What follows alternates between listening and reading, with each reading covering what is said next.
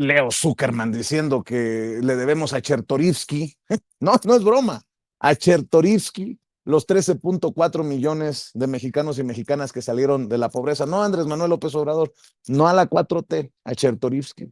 No, no, es alucinante, alucinante. Como también me resulta extraño, por decirlo bajito, que un exconductor de televisión de Televisa vaya a terminar como embajador en Roma, pero vaya usted a saber, yo qué sé de estas cosas de la política, pero este señor se va de embajador a Italia. Ahí se la dejo de tarea. Mi querido Jaime, ¿cómo estás? Ya adelantados nosotros con el maestro Paco Cruz, te saludamos con mucho gusto, un abrazo. Good morning, caballeros. Good morning. Desde las 5 para que no me ganes. Vas a ver, maestro Paco Cruz, eres un ventajoso. Eres un ventajoso. ¿Cómo están, queridos amigos? No le guardo rencor. Yo quiero tanto al maestro Paco Cruz que ni siquiera soy capaz de guardarle rencor. Y para todos aquellos que andan diciendo que soy envidioso, porque también sabes que el maestro Paco Cruz me ha robado varias nenorras, varias fans. Te van a pegar en casa, verás. Que sepan que yo no conozco la envidia. Yo no.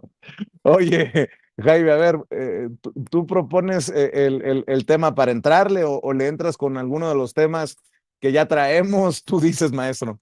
No, me llamó poderosamente la atención esta última parte cuando haces alusión a Carlos Alarraqui y esta presunta amenaza de la Unión Tepito. ¿Con quién habrá hablado? ¿Por qué no dice con quién habló? ¿Será que habló con Sandra Cuevas y se confundió? ¿O dijo que le dijo a lo mejor Sandra Cuevas lo engañó? Porque Sandra Cuevas es la única que tiene alianza e información con la Unión Tepito. Mira, yo creo que básicamente lo que está ocurriendo, no solamente en México, sino en todo el mundo, es que estamos en una era de comunicación tan incierta, tan convulsa. Las redes sociales sí se convirtieron en una bendición para movimientos como el de la 4T, pero también han servido para que salgan a flote toda una legión de influencers, de improvisados que tienen recursos, como es el caso de Carlos Alarraqui, tienen amiguetes, como es el caso del Saco de Pus, la Mataviejitas y Laura Zapata. Y yo creo que Atypical se ha convertido en el canal de YouTube que por excelencia le rinde culto a la estupidez. Y este es un modelo comunicacional que realmente le apuesta precisamente a las ideas simples, fáciles, pegajosas, que cunden sobre todo entre un electorado de derecha y extrema derecha, que los ve como una caja de resonancia a lo que ellos piensan. Hay gente que piensa como Pedro Ferriz, aunque nos parezca increíble. Hay gente que piensa en México como Alarraqui, en serio. O sea, hay gente realmente que está muy contenta con el contenido de Alarraqui, de Atypical. ¿Por qué? Porque si nos metemos así, es como hurgar tras bambalinas cómo funciona esto. El algoritmo de YouTube, y todo el mundo sabemos esto de los que operamos en YouTube, el algoritmo de YouTube prodiga pronunciamientos escandalosos, pronunciamientos polémicos, porque lo que le interesa a este algoritmo es desatar polémica, porque es lo que dispara los índices de audiencia. Entonces, vivimos en una era donde la sobresimplificación de todas las ideas, por ejemplo, si algún día se le ocurriera a Carlos Alarraqui invitarte a mí, al maestro Paco Cruz, a Norman Pearl y a mí a un debate en serio, te apuesto que Alarraqui y la Mataviejitas y el Saco de Pus serían incapaces de mantener una argumentación más allá de 2 minutos. ¿Por qué? Porque sus argumentaciones son puras diatribas, puros insultos con que no estén de acuerdo con ellos, puras teorías conspiratorias, porque ellos saben que eso es lo que le interesa escuchar a la gente de derecha. Estamos en la era de la estupidez que se ha impuesto en algunas redes sociales. De ahí que uno diga, ¿cómo es posible que, cómo se llama este influencer que viaja y ¿Quién, que quién? tiene Ah, el Luisito Comunica. ese? ¿Cómo es posible que existan personajes como Luisito Comunica que tenga tal arrastre? Pues es eso, la sobresimplificación. Son gente que no maneja ideas complejas porque la gente de derecha, la gente, y no solamente la de derecha, la gente ya no está acostumbrada a la complejidad, al análisis, que a veces nosotros, yo por eso en este arte de las redes sociales, muchas veces, y esto no me vas a desmentir tú ni el maestro Paco, nosotros tenemos que ser capaces de presentar un tema complejo en el lenguaje simple para que la gente lo entienda y a la primera dice, ah, me está tratando de decir esto, ¿no? Pero tenemos que hacer este esfuerzo. ¿Por qué? Porque realmente la complejidad, la argumentación de temas es un tema que a la gente le da hueva. La gente prefiere escuchar a Lili Téllez mentando madres, diciendo que la esposa de Andrés Manuel López Obrador es la emperatriz, que ya no va a ser emperatriz. Eso le fascina a la gente, ¿no? Y lo mismo ocurre con Ricardo Anaya, que dice que qué bueno que Estados Unidos ya va a intervenir, y los pronunciamientos, mientras más escandalosos, mientras más polémicos, atraen más likes. Entonces vivimos en una era de por sí ya compleja porque estamos enfrentando a las grandes corporaciones de antaño que realmente se han entregado, se han arrojado en brazos de los intereses creados, y ahora tenemos que lidiar también con influencers o programas en redes sociales que francamente explotan la idiotez, la estupidez de la derecha. Y no digo, y que entiéndanme, no estoy diciendo que toda la derecha conservadora sea estúpida. Hay derecha en México, hay gente conservadora, inteligente, brillante. No, me refiero a este sustrato de la derecha que no te explicas muy bien cómo sigue apostando por el neoliberalismo, ¿no? ¿Se acuerdan aquella mujer que le gritó al presidente, naco, patarrajada? Ese tipo de sustrato me refiero, ¿no? De gente ignorante que prefiere el insulto fácil. Eres incapaz de dialogar con ellos. ¿Por qué? Eres incapaz de dialogar con ellos porque no están acostumbrados a debatir y a dialogar. No, si ellos ven que tú no piensas igual que ellos, se acabó la discusión. Se convierten en monólogos paralelos los intentos de debate. Entonces, yo creo que de ahí la importancia de medios como Sin Censura, que cuente con gente que sepa esto del oficio, que sepa explicar en simple temas complejos. No, es un arte que hay que dominar. El maestro Paco Cruz para mí es uno de los mejores exponentes de cómo se simplifican las ideas, pero se expone el corazón, el cogollo de estas ideas, ¿no? Así es que no me extraña que Alasraqui salga con esta ocurrencia que a muchos nos da risa, pero hay gente que se lo cree. Hay gente que se cree que Alasraqui vive bajo la amenaza de la mataviejitas, imagínate, ¿qué van a hacer? ¿Van a secuestrar a la mataviejitas y la van a retener a cambio de qué? No, no, no, no, nadie va a querer secuestrar a la mataviejitas. Y Alasraqui es un hombre enfermo, para mí. Carlos Alasraqui es un hombre enfermo, emponzoñado por un odio terrible, por que no sé de dónde viene, un odio irracional contra Claudia Sheinbaum, a la que no cansa de decirle titina. No, es terrible, terrible, la verdad. El caso es de manicomio, el caso de Carlos Alasraqui. ¿Y qué decir del saco de pus? Mm. ¿Y qué decir de Laura Zapata? ¿Y qué decir? Insisto, este programa ha crecido gracias a su modelo de comunicación basado en la estulticia, en la estupidez. Pero no son los únicos. ¿No? También hay conductores de Televisa que están medio chiflis. Leo Zuckerman, por ejemplo. Escuchen lo que dicen en Televisa, en Es la Hora de opinar, creo que se llama la cosa esa. ¿no? De Leo Zuckerman. Me llamó mucho la atención. Dije yo, caray, a ver, Ceci, ¿no me mandó un clip de Alasraqui? Y no, era de Leo Zuckerman ahí en Televisa. A ver, échelo, Ceci. Hacerle un reconocimiento a nuestro ex colaborador Salomón Chertorivsky, Sí. que en el sexenio cierto. pasado, Sí, no, cierto. antepasado, el de Peña, cuando era secretario de Economía de Miguel Mancera, en la Totalmente. capital, hizo un estudio muy bueno sobre por qué había que subir el salario mínimo. A mí en lo personal me convenció. Vino Yo y también, le a mí dije, también. me convenciste, tienes toda la razón. Y creo que ahí se empezó a dar O el sea, cambio, por ejemplo, Chertorivsky- desindexaron al salario. Chertorivsky, el responsable de haber sacado a los mexicanos de la pobreza. ¿De qué habla Leo Zuckerman? ¿Qué pasó aquí? Hablando de personas chifladas, habría que agradecerle a Chertorivsky y a reconocer.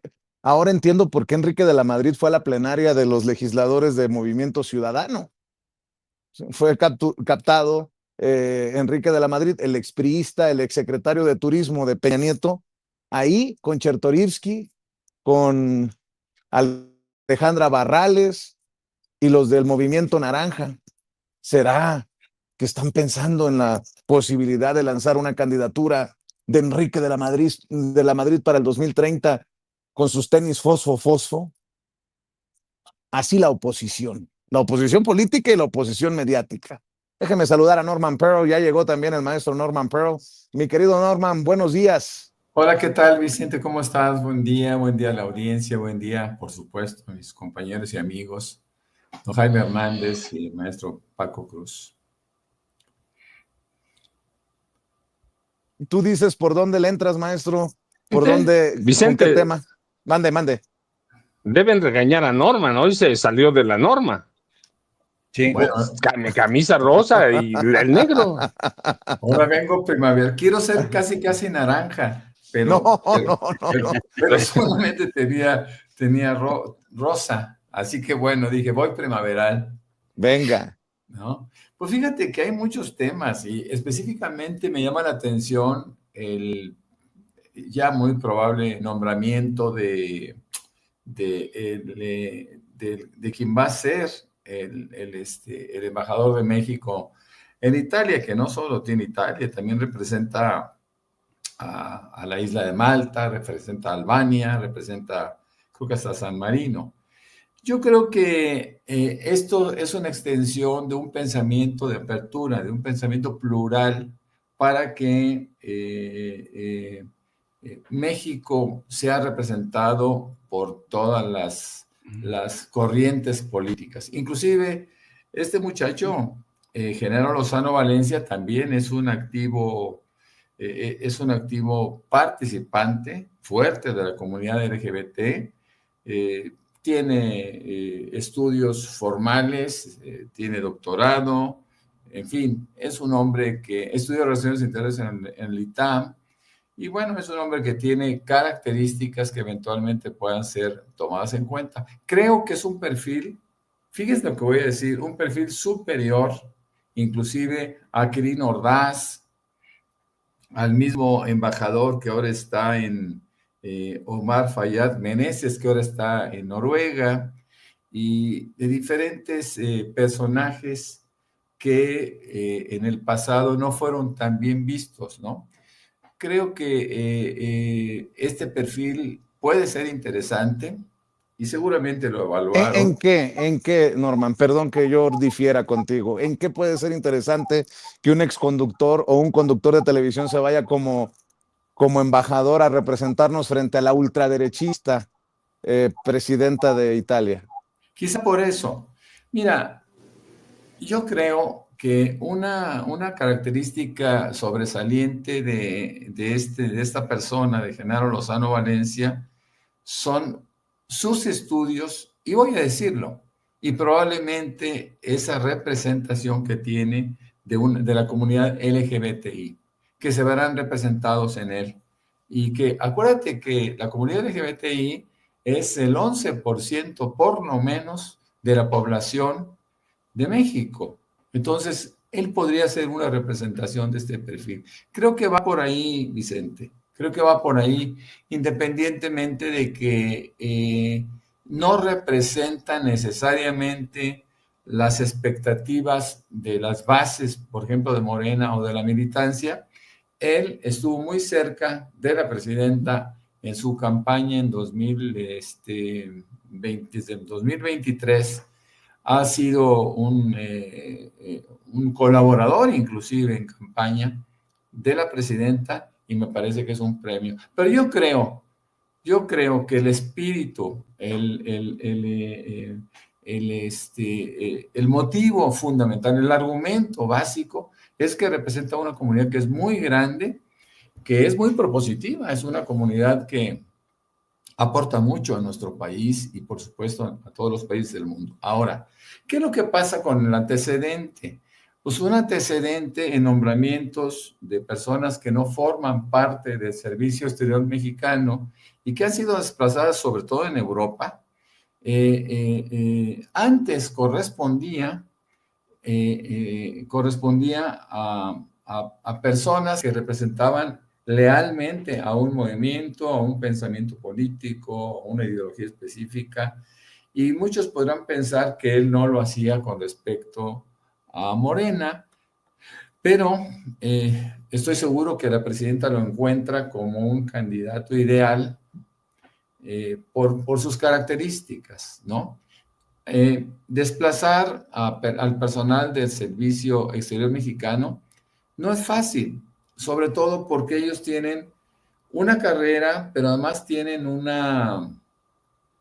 antecedente de cierta condiciones apolíticas, ¿no? Y pues en ese momento se asumen, se mimetizan con el nuevo movimiento. Antes era solamente priistas y panistas con un perfil muy similar. No es el caso ahora de este movimiento que requiere, que demanda la convicción política e ideológica de la gente. Yo no conozco en detalle a Genaro Lozano Valencia, pero también me parece correcto que sea considerado un perfil de esta naturaleza y quiero insistir por todo lo que representa, ¿no? Bueno, pues ahí está la opinión de Norman Pearl. Hoy no comparto con Norman Pearl, pero hay que decirlo, ya la presidenta le ha pedido a la comisión permanente la ratificación del nombramiento de Genaro Lozano Valencia como nuevo embajador de México ante la República Italiana, concurrente ante la República de Albania, de Malta y de San Marino. Genaro Lozano, tengo entendido que es internacionalista y doctor en ciencias políticas por la New School for Social Research en Nueva York, con licenciatura en Relaciones Internacionales en el ITAM. Es académico en la Universidad Iberoamericana y en los últimos años, pues usted lo ha visto en Televisa, o si no lo ha visto, le digo, analista político en televisión, articulista en diferentes periódicos. Y bueno, hay que decir también que el nombramiento ya cuenta con el beneplácito del gobierno de la República Italiana. Así que al pendiente, porque hoy Genaro Lozano comparecerá ante comisiones y por la tarde el dictamen será discutido y votado en el pleno de la comisión permanente. Bueno, por cierto, le adelanto, Lili Téllez votará en contra del nombramiento de Genaro Lozano. Híjole, estoy sorprendido, esa no la veía venir. Nótese mi sarcasmo, por favor. Hasta en eso Lili Téllez es tan básica, pero bueno, mi querido Paco, avanzamos con el tema que tú digas. Por cierto, de llamar la atención en los medios de comunicación, cómo inflaron el tema del descarrilamiento del Tren Maya. Loret de Mola casi cobertura especial y en equipo desde donde sucedió el percance, buscando muertos, buscando heridos. En fin, mi querido Paco, escucho tus comentarios. Vicente, bueno, no, sí hay uno importante, pero déjame decirte eso del Tren Maya, están tan volados como la censura, los atentados a periodistas, hay que ampararse, lo que decían que lo de Beatriz Gutiérrez Müller es una amenaza cuando dice que puede, tomando en cuenta el cambio del Poder Judicial, puede demandar, por ejemplo, a López Dóriga, que mienten. Son periodistas que están acostumbrados a eso, Vicente, a mentir, a exagerar, a, a especular, sí, a venderse abiertamente, pero eso, como decía Jaime, eso es lo que les deja en YouTube. No, hombre, yo estoy encantado de que esa sentencia contra Anabel Hernández y Random House, que por cierto leí ayer que pueden recurrir esa sentencia y están luchando por hacerlo desde Mondadori. Eso debe ser un ejemplo y nos debe dejar en claro que cualquiera de nosotros puede ser demandado. Yo siempre lo he aceptado. Nosotros, si mentimos, nos deben demandar como a todo mundo. No somos dioses, no somos semidioses. La prensa debe decir la verdad, ¿sí? Debe decir la verdad. Si entra una persona y te dice está lloviendo y llega otra y te dice no está lloviendo, tu responsabilidad no es decir o darle voz a los dos. Tu responsabilidad es ir allá afuera y decir, no está lloviendo o está lloviendo. Esa es tu responsabilidad, no darle voz a los dos. Y este país se ha acostumbrado a mentir desde hace mucho y la prensa, lo hemos discutido aquí, Vicente ha argumentado, se ha corrompido, pero históricamente, por lo menos en la era moderna, desde 1938, y déjame decirte con quién, con el presidente Lázaro Cárdenas del Río, que es con quien se inventa el chayote, embute, que no es nuevo. Ya hemos platicado, yo cuando era jovencito y escuchaba a los reporteros viejos, le decía, los escuchaba, vamos al FIPOPE, y yo decía, ¿qué es eso? Fideicomiso de fomento al chayo, tenían su fideicomiso, no formal, pero eso quería decir que iban a recoger el sobre, porque recuerdas, antes entregaban todo, pagaban las nóminas, todo en sobres amarillos pequeñitos, Así que la corrupción en la prensa es abierta y estos personajes verdaderamente merecerían ser denunciados por todo el daño que le han causado a este país, Vicente, pero pues esa es la prensa que tenemos y ahí van a estar porque a los dueños de los medios, a la aristocracia de los medios en este país, pues les interesa, son de extrema derecha, vivieron muy bien con los gobiernos priistas, panistas, así que ahí se van a mantener, Vicente, pero hoy para mí lo que debe ser noticia, Vicente, es que en el Tribunal Electoral del Poder Judicial de la Federación se gestará lo que es la última o será la última intentona golpista para frenar la elección al Poder Judicial y frenar en especial a los 5 ministras y 4 ministros que van a tomar posesión en 11 días, Vicente. Hoy estamos a 20 de agosto, en el día 1 de septiembre toman posesión. Hay un supuesto de Reyes Rodríguez Mondragón, ustedes lo conocen como yo, un magistrado priista, panista, que ha metido en muchos problemas al Tribunal Electoral con Yanina Otálora Malasis, que han puesto en peligro al Tribunal Electoral, pero hoy van a analizar una propuesta de Reyes Rodríguez Mondragón para anular la elección judicial por uso masivo de acordeones y porque fue una propaganda indebida, cuando Reyes Rodríguez Mondragón se basa en supuestos, se basa en casualidades que pueden ser, así que para mí debe ser, porque es la última intentona golpista, Vicente, para Reyes Rodríguez Mondragón,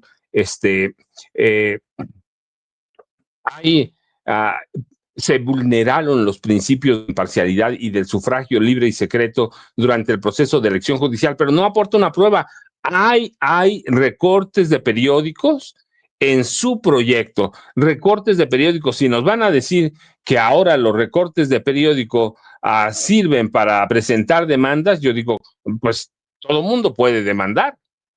Nunca, y no debe ser así, Vicente, la prensa debe ser usada para eso. Está presentando de veras recortes del periódico Reforma para exigir una investigación, así que hay muchos supuestos, hay muchos asegúnes en el proyecto de Reyes Rodríguez Mondragón para anular la elección judicial y hoy lo van a atender.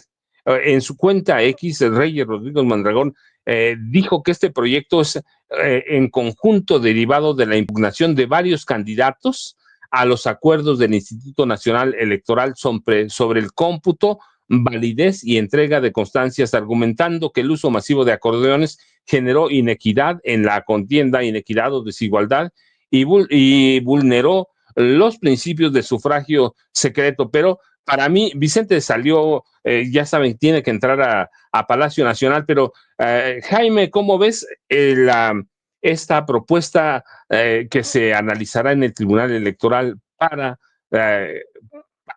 intentar anular los comicios o las elecciones de ministros y ministras? Nada más es lo que pide. Sí, yo creo que va a ser el derecho al pataleo que les han concedido, pero ya de antemano sabemos que este tribunal ya va a decidir, sabemos de antemano en qué sentido va a decidir, ¿no? Porque por fortuna hay 3 magistrados ahí cargados de razón que no van a permitir que esta barbaridad ocurra. Ya sabemos que Reyes, Mondragón y Janine Otálora ha sido un activo de la derecha en México desde hace, es un peón de intereses encontrados, de intereses creados, Janine Otálora, pero desde hace mucho tiempo, ¿no? Y además Janine Otálora ha cobrado con y los intereses creados le han pagado con gran generosidad a Janine Otálora.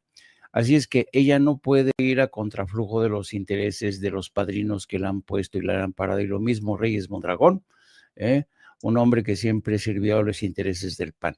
Pero por fortuna, insisto, hay 3 magistrados que por fortuna conforman la mayoría y que van a despachar esto en un pispás, creo eso. Y si me permites, querido Paco, déjame entrarle al tema de Genaro Lozano. Yo coincido con nuestro amigo, el maestro Norman Pearl, de que Genaro Lozano realmente es un hombre preparado, es un hombre que además ha tenido, ha sido activista, fue miembro del Grupo 132, pero además ha sido un defensor de derechos de la comunidad LGBT.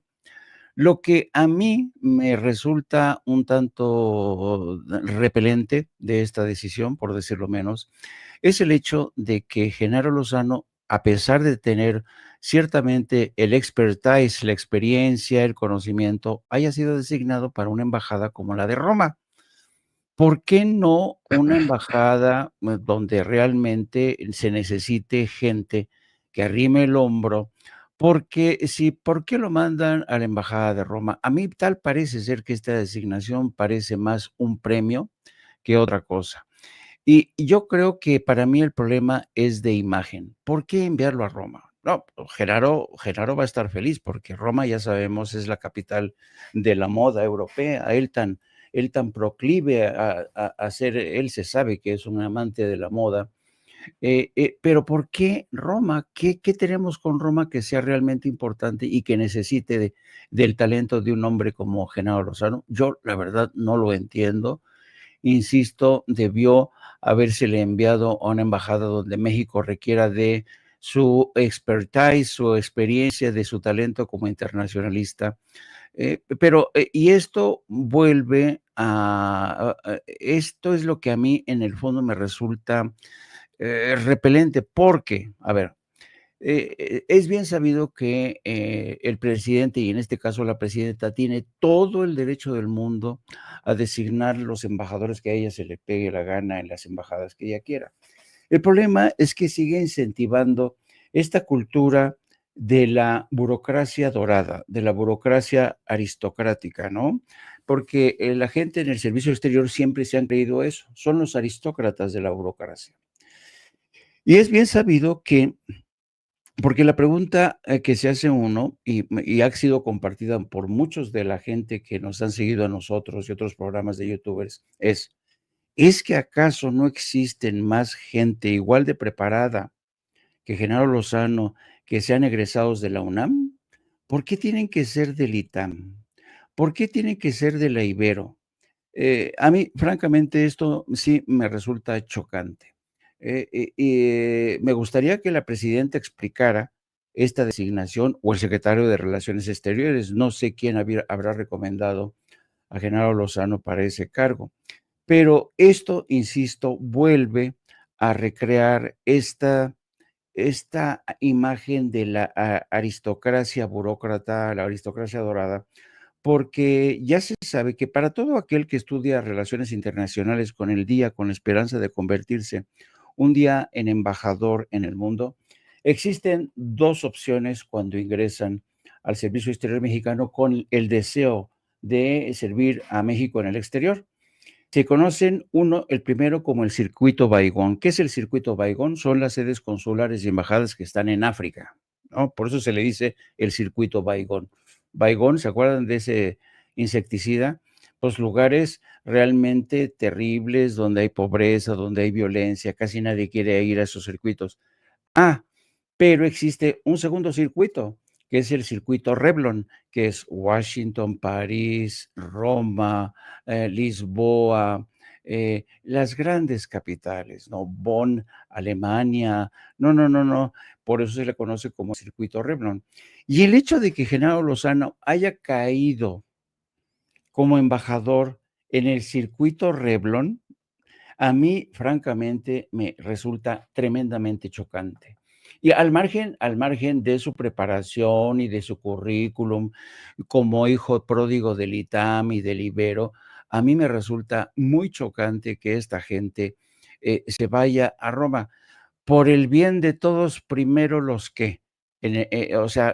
Aquí yo detecto una contradicción. Por el bien de todos, primero los exquisitos que se van a Roma como embajadores, llámenme integrista, llámenme lo que quieran ustedes, pero creo que hay en el seno del Servicio Exterior Mexicano, lo apuesto, estoy seguro, gente más capacitada que Genaro Lozano.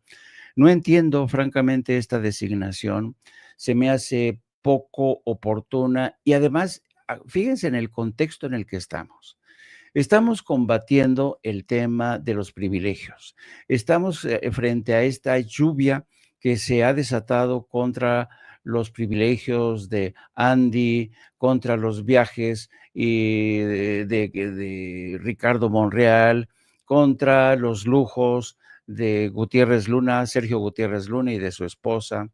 Entonces, y en ese contexto designan a Genaro Lozano como embajador en Roma. Francamente, a mí me resulta chocante, por decirlo menos, queridos amigos. Chocante, dice Jaime, pero sí es raro porque a pesar del perfil científico de Claudia Sheinbaum Pardo, yo tengo la impresión de que son las prácticas que persisten las prácticas de Andrés Manuel López Obrador, y lo digo con mucho cariño para el expresidente, porque él optó en muchas ocasiones por esos llamados males necesarios en el gobierno y desplazó a la burocracia diplomática y priorizó la lealtad sobre la capacidad de algunos personajes. Yo entiendo sus males necesarios, pero yo me pregunto qué experiencia tiene Genaro en el servicio exterior. Sí, ¿qué experiencia tiene? Y me pregunto si el Servicio Exterior Mexicano no tiene. Así que después de este nombramiento, seguramente, de esta propuesta, porque no, es una propuesta que tiene que aprobar, por cierto, hoy la Comisión Permanente del Congreso de la Unión, que no dudo que la vayan a aprobar, pero yo supongo que entonces a varios perfiles como el de Genaro, que además son una especie de leales a la 4T, pues van a estar esperando o a formarse en fila esperando un premio como el de Genaro, pero Norman se despide la vieja Suprema Corte de Justicia de la Nación y con ello prácticamente el Poder Judicial. Yo estaba platicando en la mañana que deja una herencia negra, dice Norma Piña que la historia los juzgará, y yo digo, ya los juzgamos en 2024 cuando votamos por la continuidad de la 4T, cuando votamos porque el programa de trabajo de la ahora presidenta Claudia Sheinbaum Pardo se va, pero nos deja muchos vicios, Norman. Sí, en 94 Zedillo decidió disminuir dramáticamente la composición de la Suprema Corte y lo situó en solamente 11 ministros. Ahora, después de 31 años, estamos encontrándonos con una corte diferente, una corte con solamente 9 integrantes y sobre todo electos por el pueblo. La presidenta lo ha dicho de distintas maneras, pero una forma inteligente de transmitirlo es cuando dice, bueno, yo podía haber elegido, una sola persona podría haber elegido a la Corte y decidí que no fuera así. Decidí que fuera el pueblo de México que lo hiciera. Que solamente fueron 13 millones, bueno, 13 millones es mucho más que una sola persona y pues todos votamos por ese cambio de una manera que fuera sólida, ¿no? Que fuera contundente. 13 millones de votos se cuentan fácil, pero no, son muchísimos. Así que bueno, tendremos una nueva corte, una corte en donde todos demandamos una mayor justicia, la aplicación de la justicia de una forma inteligente, no solo apegada a la Constitución, apegada a la inteligencia, a la sensibilidad, a la problemática que presenta distintos temas que son tan coyunturales en la vida de nosotros los mexicanos. Yo creo que se termina con una época, y lo dijo la presidenta, de nepotismo, de un nepotismo artero, en donde nosotros supimos que el 50% o más de los trabajadores de la Suprema Corte eran familiares de estos y de magistrados y jueces. Eso no puede ser, porque es un poquito como aquel sindicato petrolero de la quina, y creo que sigue prevaleciendo esa misma idea. Prácticamente todos los trabajadores nuevos son hijos, sobrinos o familiares de los antiguos trabajadores petroleros. Es decir, eso también es nepotismo. No lo quisimos ver de esa manera antes, pero eso también es nepotismo y también es una forma de crear poderes de carácter familiar, ¿no? Entonces se va a esta corte despedida por 13 millones de votos, despedida por sus conductas y también por aquello que ellos consideraron que iba a ser para toda la vida, ¿no? No creo que la historia los juzgue de una manera tan suave, tan agradable como la maestra Piña considera. Y bueno, ayer vimos cómo entrando a su última sesión eran aplaudidos por sus trabajadores, por supuesto incondicionales, familiares que también son incondicionales. Solamente la maestra Lenia Batres no recibió aplausos y eso la encumbra, eso la hace sentir diferente, porque Lenia Batres finalmente representa mucho más de lo que en su conjunto todos estos ministros pudieran hacerlo, mi querido Paco, mi querido Jaime. La verdad, yo estoy convencido que esa corte va a pasar no esa corte en realidad, desde los 30 años de esa corte que estuvo al servicio del presidente de la República, empezando por Ernesto Zedillo. Yo he platicado, por lo menos lo que investigué de ese cambio, es que Zedillo transformó la corte, la renovó, porque tenía miedo que desde allí se orquestara un golpe de Estado coordinado por Carlos Salinas de Gortari, y la corte lo iba a legitimar, y por eso los destituye a todos, 26, negocia con 2 que sirven como esquiroles, pero la idea original era solo frenar una intentona golpista de Carlos Salinas de Gortari, y el resultado ya lo sabemos: ministros, jueces y magistrados al servicio del mejor postor, al servicio solo de sus cuates, de sus amigos o del presidente de la República, como fue como fue creada. Pero Jaime, hoy en los diarios mayores llamados nacionales, que nunca he sabido si verdaderamente son nacionales, porque si yo voy a Toluca voy a encontrar un ejemplar y eso me parece que no es prensa nacional, pero destacan dos noticias. Una, el descarrilamiento del Tren Maya, que por ejemplo en el Universal dice suman 2 descarrilamientos y yo digo wow. Y la otra noticia que ayer la comentamos con Norman también es el desacuerdo de la DEA con la presidenta Claudia Sheinbaum Pardo. ¿Cuál te parece mejor? Yo creo que es fascinante lo que está ocurriendo con la DEA y el gobierno de Claudia Sheinbaum. Y esto demuestra o pone en evidencia, al menos para nosotros los periodistas, algo que está ocurriendo. El monólogo paralelo que está entablando Donald Trump con el resto del mundo. Donald Trump es un hombre que siempre le va a estar hablando a su base. Siempre, siempre, siempre. Y a Donald Trump le interesa filtrar información que precisamente confirme que está cumpliendo con todas y cada una de sus promesas electorales. Lo hizo filtrándole al New York Times la historia de que Donald Trump le ha pedido al Pentágono que disponga de la confección de un plan para ir contra los cárteles en México. Esto se puede constatar en las páginas del New York Times, fue así. Y luego la revista The Rolling Stone, que desde mi punto de vista se dio a la tarea de investigar bien esta historia, inició una serie de consultas con miembros de la inteligencia, con exmilitares, con militares en funciones, y lo que saca a Rolling Stone es fascinante porque en esta revista, Rolling Stone, detallan cómo efectivamente existe un plan que ha sido confeccionado y que ha sido perfeccionado en continuas reuniones en la Casa Blanca con elementos del Pentágono, la DEA, el Departamento de Seguridad Interna, la Comunidad de Inteligencia, para preparar un escenario que le permita a Donald Trump ir contra los cárteles de la droga en México, en Venezuela, en otras partes de América Latina. Bien, la filtración interesada de esta información comprueba que efectivamente este trabajo ha ido de espaldas a lo que se ha comunicado al gobierno de México.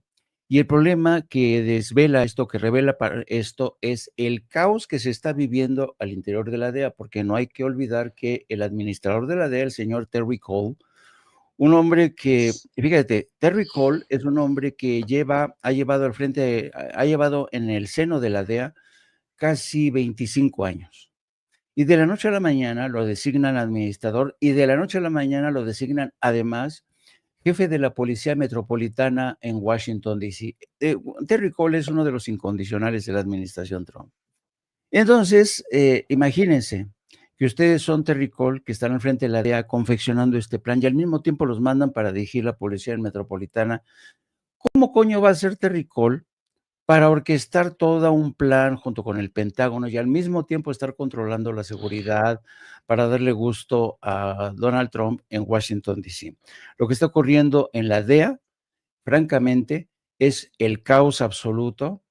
Yo no sé si Terry Cole habrá sido informado de la información que publicó el día de antier la DEA. Por lo visto no le habían informado que iban a emitir ese comunicado. Y la presidenta, por eso mismo, dice, oigan, aquí yo no estoy informada en absoluto de este tema. Y esto da una idea de que muchas veces la administración de Donald Trump fragua planes de espalda a sus amigos, México entre ellos, de sus aliados en todo el hemisferio, cosa que desde mi punto de vista es muy de Donald Trump. Donald Trump es un personaje que generalmente hace muy poco caso del Departamento de Estado. Nunca toca base con los embajadores. Por ejemplo, yo estoy seguro que el embajador de Estados Unidos en México, el señor Ronald Johnson, ni siquiera sabía de esto. Entonces, imagínense todo esto lo que revela.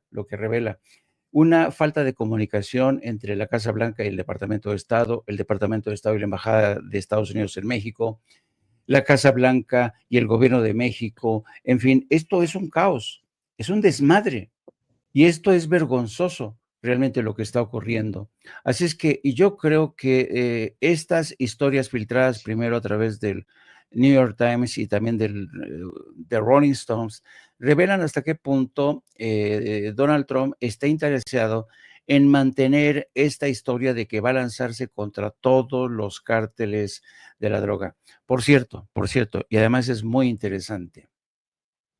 Hoy, bueno, primero termino de desarrollar.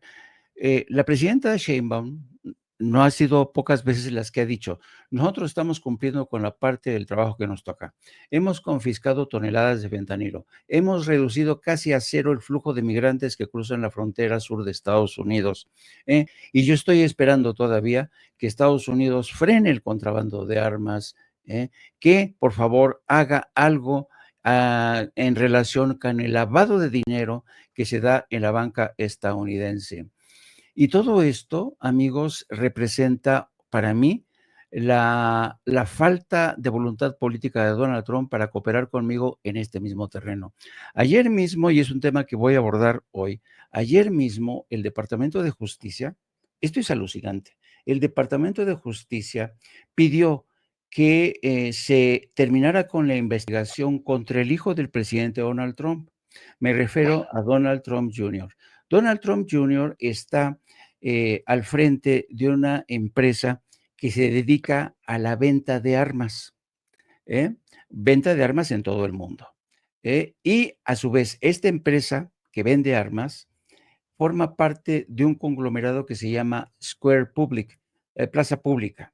Bueno, esta Square Public es un movimiento que está tratando de crear una economía alterna a con el movimiento de MAGA, que les va a generar miles de millones de dólares a la familia Trump. Bueno, por ejemplo, les pongo un ejemplo. Están creando una empresa paralela a empresas como AT&T, la compañía telefónica, y han creado una empresa que se llama Patriot, algo así, ¿no? Y están creando más empresas para crear una economía paralela. Entonces, hemos visto cómo Donald Trump prodiga los famosos, ¿cómo se llama esta divisa que se negocia en Internet? Ay, Las, ¿cómo se llama esta moneda? mira, Que utiliza mucho Bukele en El Salvador.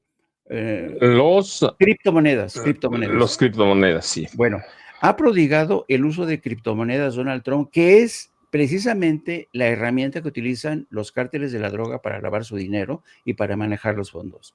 Su hijo controla una empresa que vende armas que luego terminan en los cárteles de la droga. No está haciendo nada por terminar el lavado de dinero. Díganme ustedes si esto no es de locura. Mientras Donald Trump exige a Claudia Sheinbaum que combata al narco, que le cierre la puerta al fentanilo, que no deje pasar más migrantes, permite que su hijo venda armamento, que su hijo se beneficie de empresas de criptomonedas. Esto es tremendo, es la deslealtad absoluta, es una traición desde mi punto de vista para el gobierno de México. Y ahí la dejo, compañeros, porque ya son 7:31.